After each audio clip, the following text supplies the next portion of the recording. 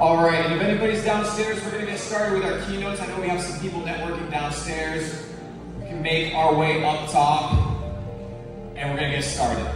All right, first keynote, ladies and gentlemen, how to build successful companies. Now, who here is either has had, or is thinking about having a project of their own or partnering with somebody inside of the crypto space? Anybody ever thought about one? Building a company? Who here has their own company?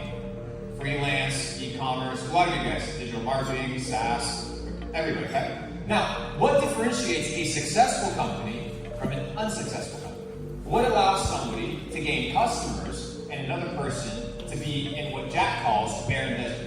What is the difference? What differentiates a winner from a loser? Now, the reason I sat down and I was like, okay, how can I provide massive value to everybody here? And what I came to realize is that, who here has crypto? Because I know a lot of people in the, raise your hand. Who here has crypto? Who here doesn't have crypto? Okay, a couple of people don't have crypto. So most people here have crypto.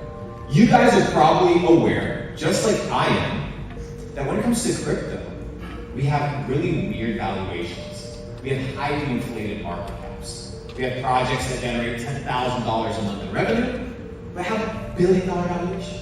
It makes no sense. Is it truly a successful company, or is it just some sort of mirage, or some sort of illusion, or some potentially a sort of scam? I would say it is more along those lines than a successful company. We've seen layer 1 companies that can't attract users, spending tens of millions of dollars every single year trying to onboard users into their experience, into their platform, into their chain, and they can't. Why? Because they're just burning money. They're not a successful company by any means. So today I'm going to teach you guys how to build a successful company. The secrets and the blueprints that I utilize to build a multi-8-figure company in the info space, to build an 8-figure business inside the venture capital crypto space, and hopefully you guys can extract some information to help you guys have some sort of competitive advantage in the marketplace. So let's get started. We start with the end in mind.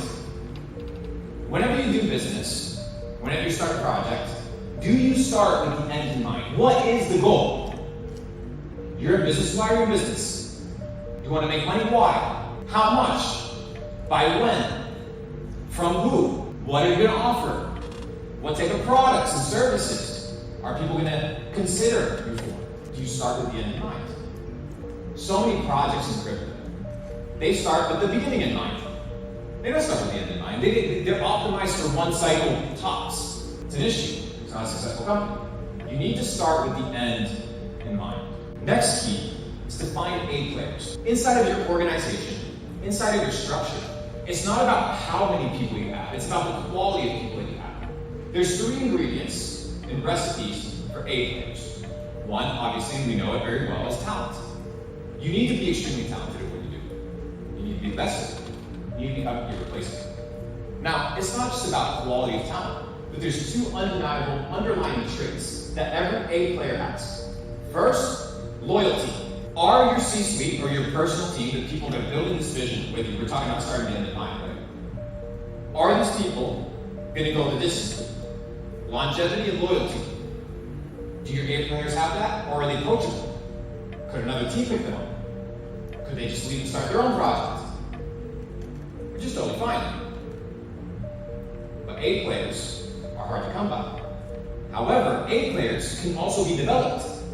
You can take raw talent and optimize this talent by doing the next thing, which is giving them a clear direction, leading with vision.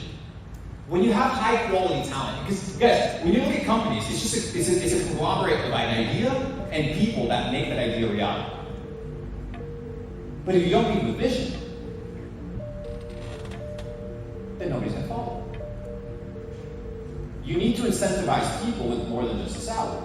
There needs to be purpose. There needs to be vision. So when Ton rolls around and they say, hey, they have a very powerful group of people, and they say, hey, we want to put crypto into every pocket. That's the vision.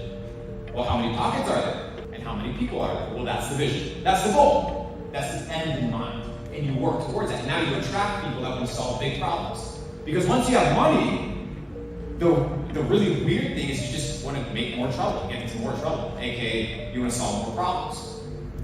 And A players do this not for money. They do it because they want to follow a vision. So do you lead with clear direction? You need to lead with the end in mind. I know I have a lot of people here in e-commerce, a lot of people in crypto. You never cut corners. Everything that you do with the end in mind, you don't cut corners. You don't cut corners with the community building. You don't cut corners with content distribution or content creation or building an audience. You know, we see all these crypto projects, they launch and within 3 weeks they have $1 million on Twitter.